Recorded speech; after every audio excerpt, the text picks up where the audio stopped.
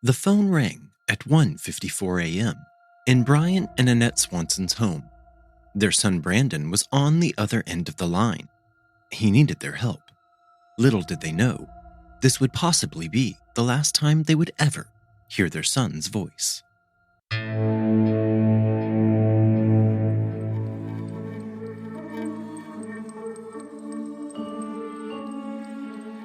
Welcome to The Secret Sits. I'm your host, John Dodson. Join us every Thursday as we uncover the secrets behind the world's most fascinating true crime cases. You can find all episodes of The Secret Sits for free on Apple Podcast, Spotify, or wherever you get your podcasts. And if you like what you are hearing, reach out to us on Instagram and Facebook at TheSecretSitsPodcast or on Twitter at SecretSitsPod. Now, on with our story.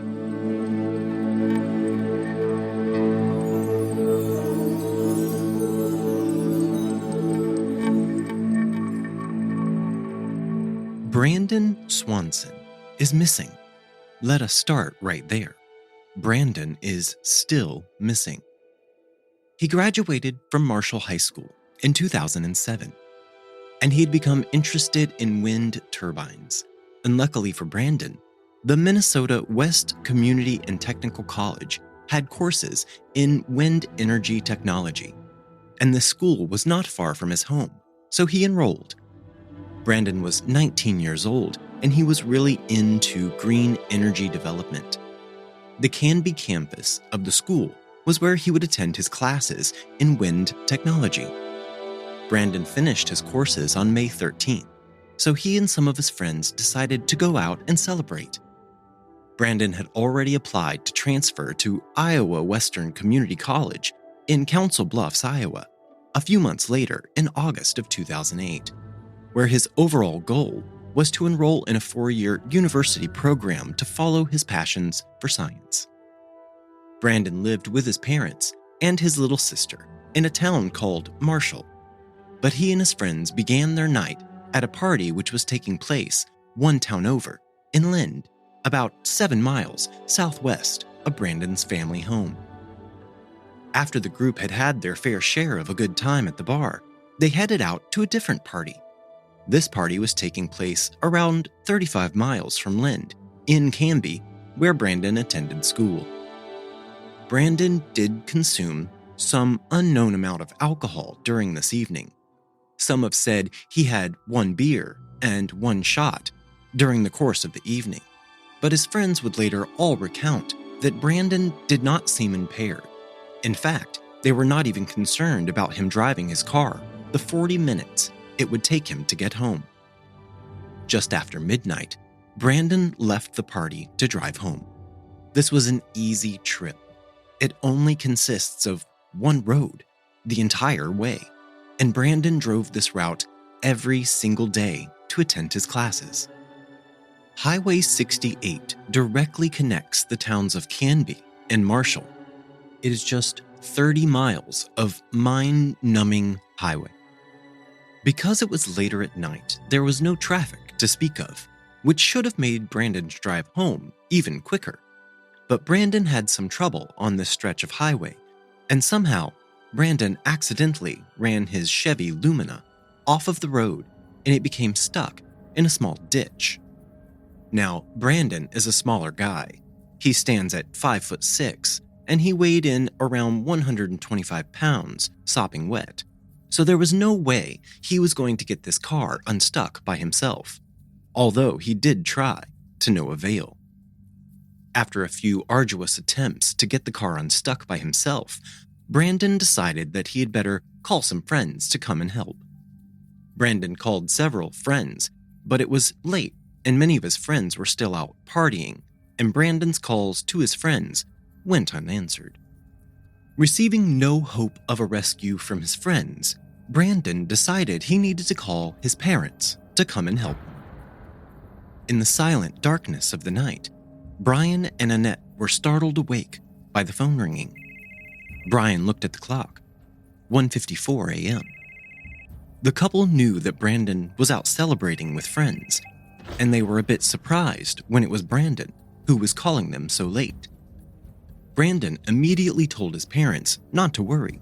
He was not hurt or anything. He just had driven his car off the road and now was stuck in a ditch. He also told them that the car was undamaged. He just could not move it on his own. So Brian and Annette got out of bed and threw on some clothes so they could go help their son. Brandon told them that he knew precisely where he was. He was halfway between Lind and Marshall on Highway 68. Brian immediately understood the assignment, and he figured it would take about 10 minutes before they reached their son. It was the middle of the night, and Brandon was stuck on the side of the road, so his parents decided to just keep him on the phone the entire time they drove to help him. But as the couple approached the spot Brian understood his son to be at, there was nothing. The couple could not locate the boy's Chevy Lumina. Although Annette had tried to keep Brandon on the phone the entire time, there were a couple of times when the call dropped. Signal was not super reliable in this area, but they kept calling each other back and maintained their communication the entire time the couple had been driving. It was strange to everyone involved that they could not find one another. Brandon was on his phone telling his parents exactly where he was. His parents arrived where Brandon had told them, and yet nothing. It was like an episode of The Twilight Zone. They were speaking to him on the phone and standing in the same spot he told them that he was currently in. It was almost like they were existing in parallel dimensions. Brian began honking the horn on his pickup truck and flashing his lights, hoping they were just further apart from each other than they realized. Brandon said that he could not hear the horn, nor see the lights from his parents' truck. Brian then asked his son if he was sure about his location. Brandon answered yes, he knew exactly where he was. Brandon's parents decided to have Brandon begin flashing his headlights. This way the couple could possibly spot their son that way.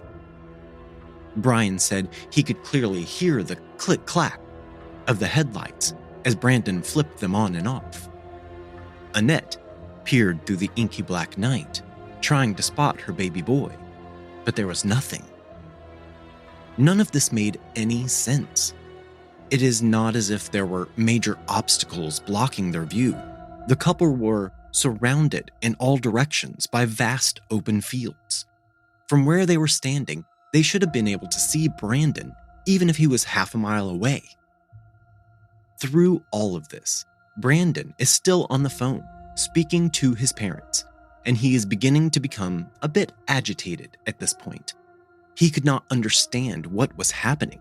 Why could his parents not see him? Brandon once again told them where he was standing and told his parents how to get to him, but they could not find him. Brandon was certain that it was his parents who were lost or disoriented or something.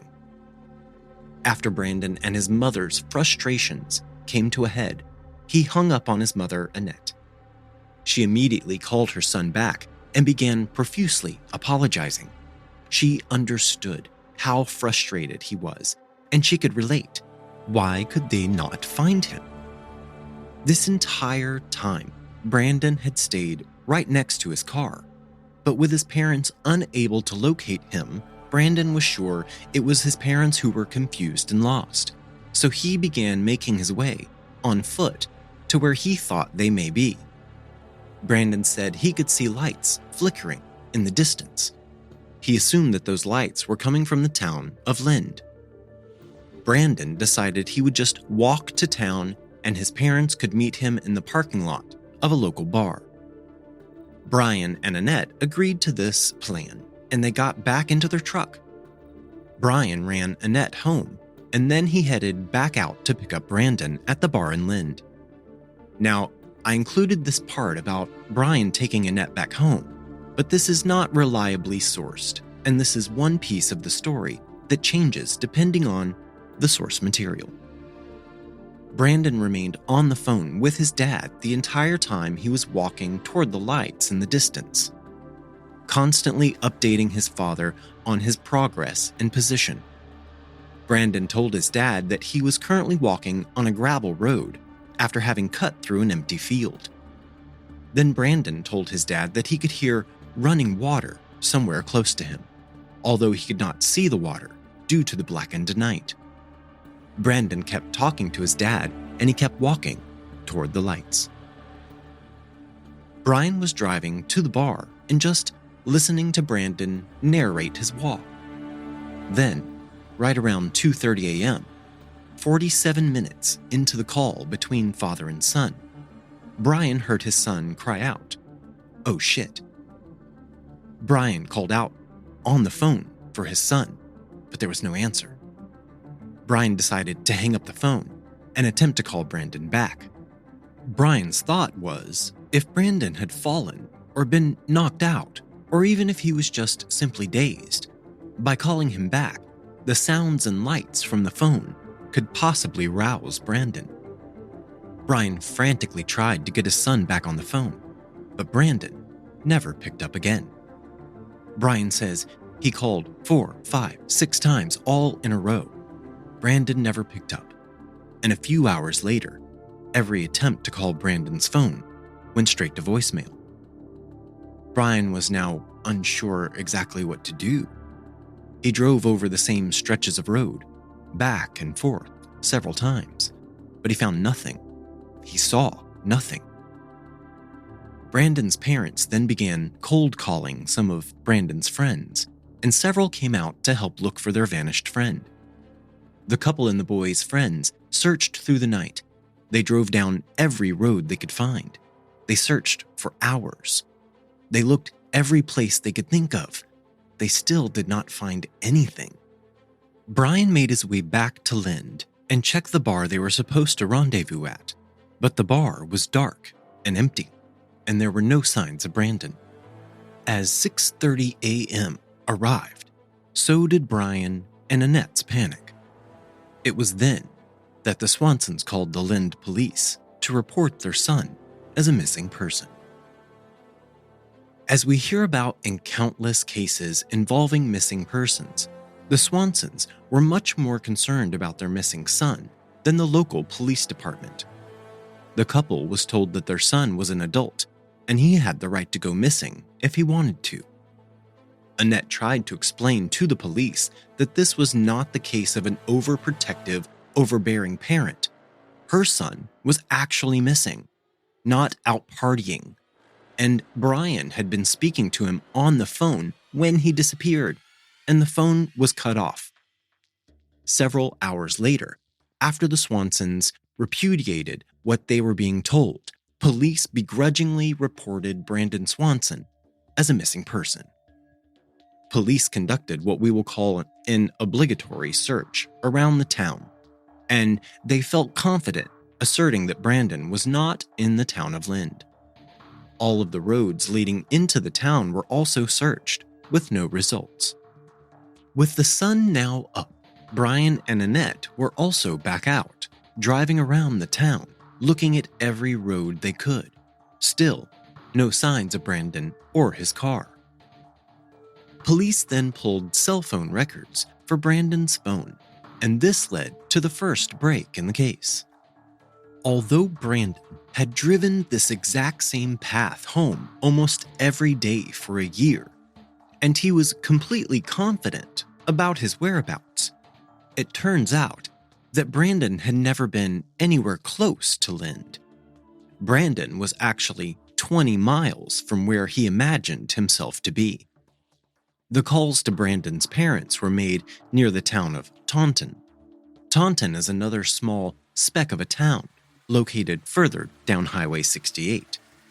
Now this is where things get really bizarre. It did make sense for Brandon to be close to Taunton because it was a town you would pass going from Canby to Marshall. But what was strange is that Brandon left Canby just after midnight. Canby to Taunton is a 13-mile drive, which should take about 15 minutes. This would leave another 17 miles for him to get home to Marshall. Despite this, somehow it had taken Brandon almost 2 hours to drive the 13 miles to Taunton. This was simply unexplainable. The Secret Sits will return in just a moment. This is Andrew Fitzgerald from the Everytown Podcast, and every single week over there, we dive into insane and mysterious true crime stories, most of which you've never even heard of. I'm a true crime fan myself, and this is the type of podcast I'd love to listen to, one that gives you all the details without any fluff and fillers. So go check out the Everytown Podcast, because every town, no matter how nice it may seem, has a dark side.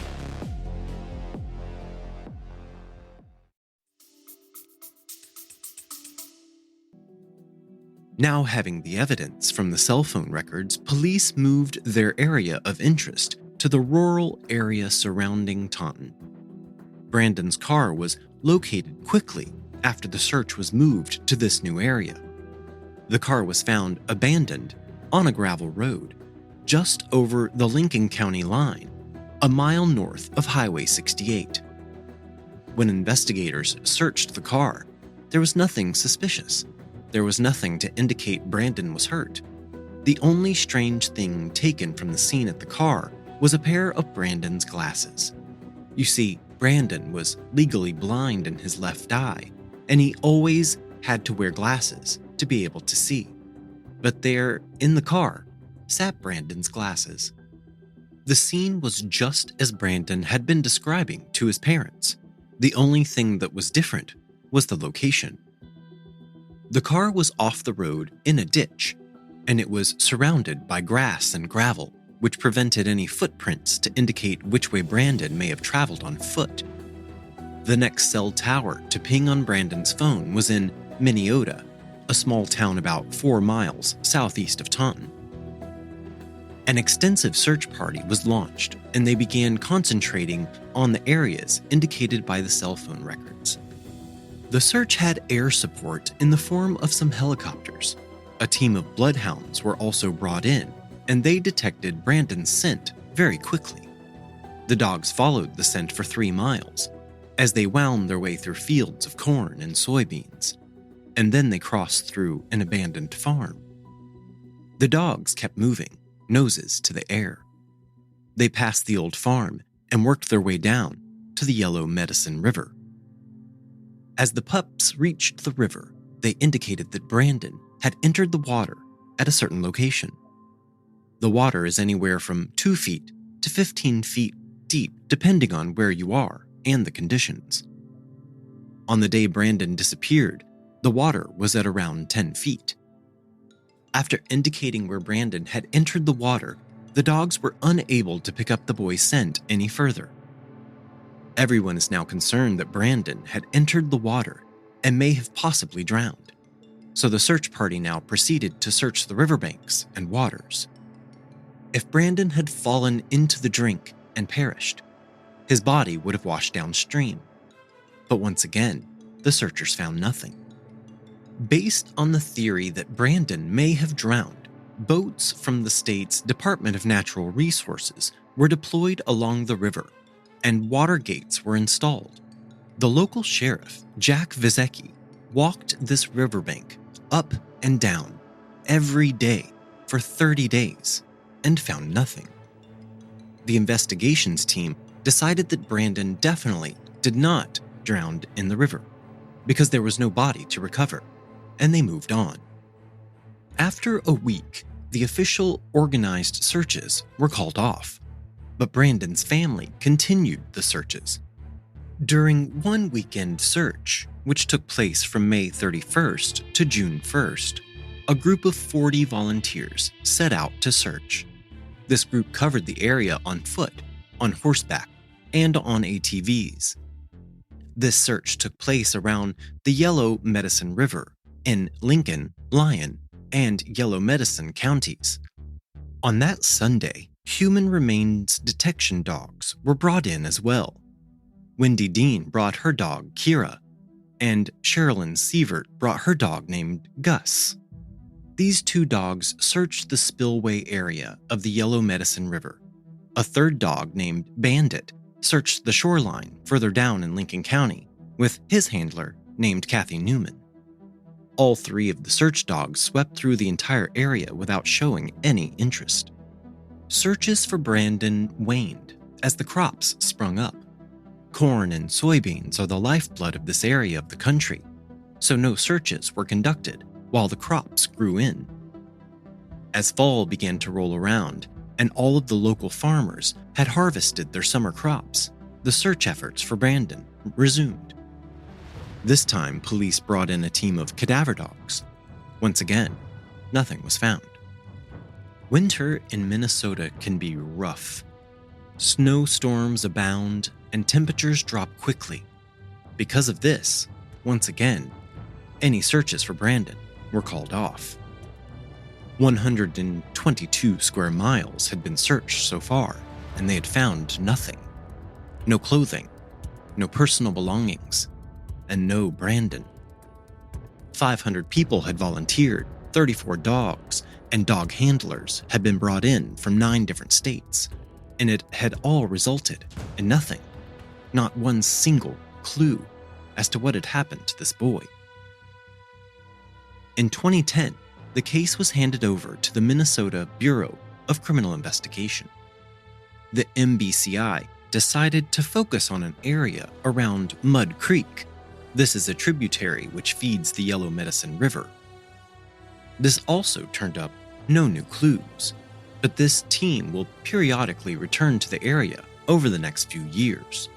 The MBCI set up a tip line for this case, and by 2015, there had been 90 calls to the tip line about Brandon, but none of those leads had panned out either.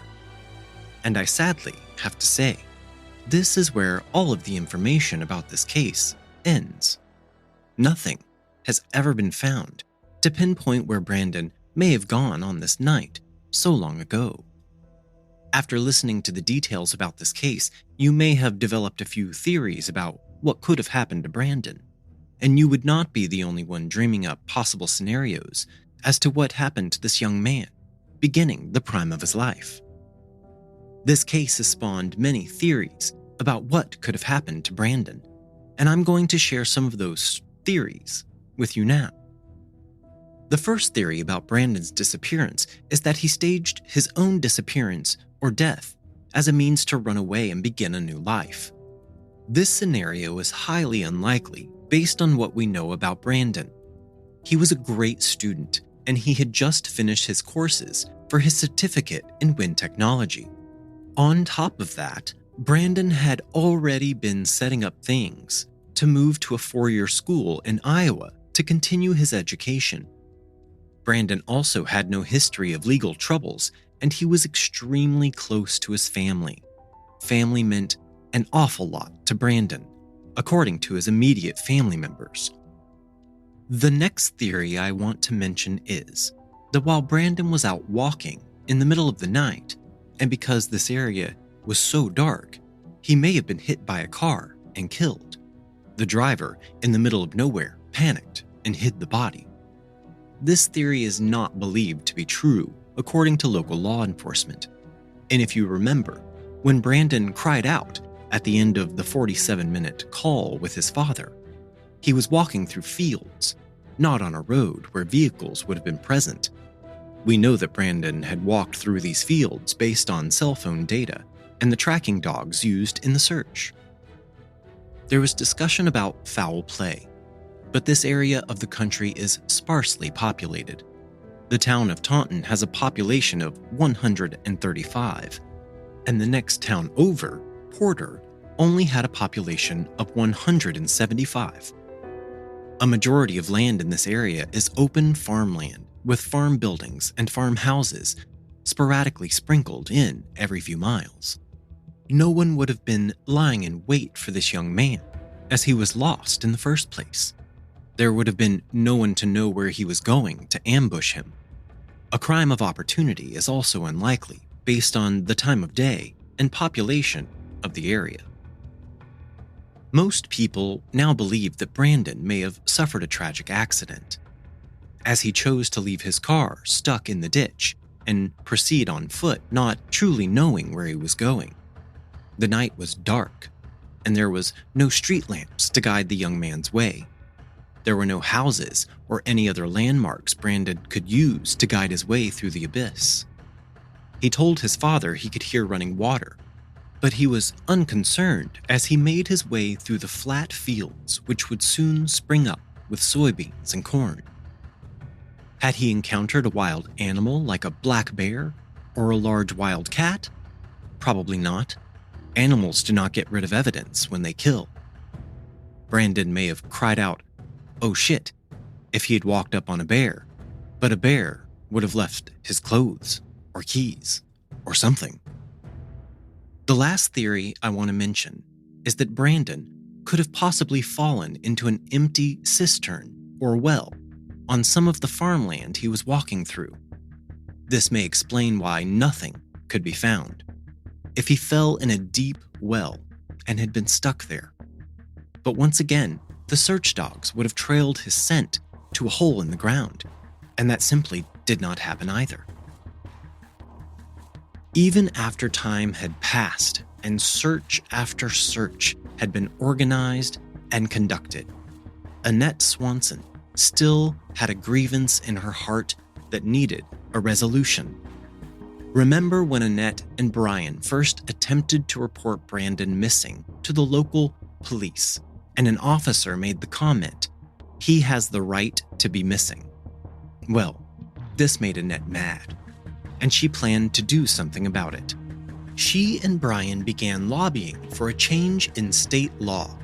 This change would require an investigation into cases of missing adults to begin as soon as they were reported. This was already the law for missing children in cases of possible abduction.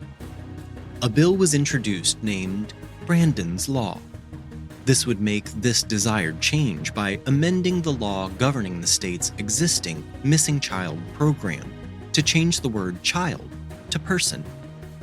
After some amendments during negotiations, a companion bill was introduced, which passed both houses and went on to be signed by then Governor Tim Pawlenty. Brian and Annette Swanson, along with their daughter Jameen, were in attendance for the bill's signing. This new law also required that police determine whether that person is potentially in dangerous circumstances. They must also notify other nearby law enforcement agencies promptly. Brandon's law also clarifies that the agency taking the report is the lead agency investigating the case. The absence of that distinction had created some problems in the later phases of the initial search, where 3 different counties had been involved. Police are no longer allowed to refuse a report based on an initial belief that no criminal activity was involved. The brevity of the interval since the person was last seen, the possibility that the person may have intentionally disappeared, or the lack of a relationship between the missing person and the reporter. Brandon Swanson has been missing since May 14th, 2008. He was 19 years old at the time and stood at 5 foot 6 inches tall, and he weighed in at 125 pounds. He has brown hair and blue eyes. He was last seen in Canby, Minnesota, wearing a pair of blue jeans, a blue striped polo shirt, a black hooded sweatshirt that zipped up the front, and a white Minnesota Twins baseball cap. He was also wearing glasses with silver frames, as well as a sterling silver chain. He was carrying a black Motorola cell phone, a wallet, and car keys. If you have any information about Brandon, please call the Minnesota Bureau of Criminal Apprehension at 877-996-6222, or you can email them. I will link their email in the show notes. To this day, the Swansons leave their porch light on all night, every night, as a symbol of their hope that Brandon will eventually return home or be found. The Secret Sits podcast is researched and written by me, John Dodson. Audio engineering by Gabriel Dodson. Original logo artwork provided by Tony Lay.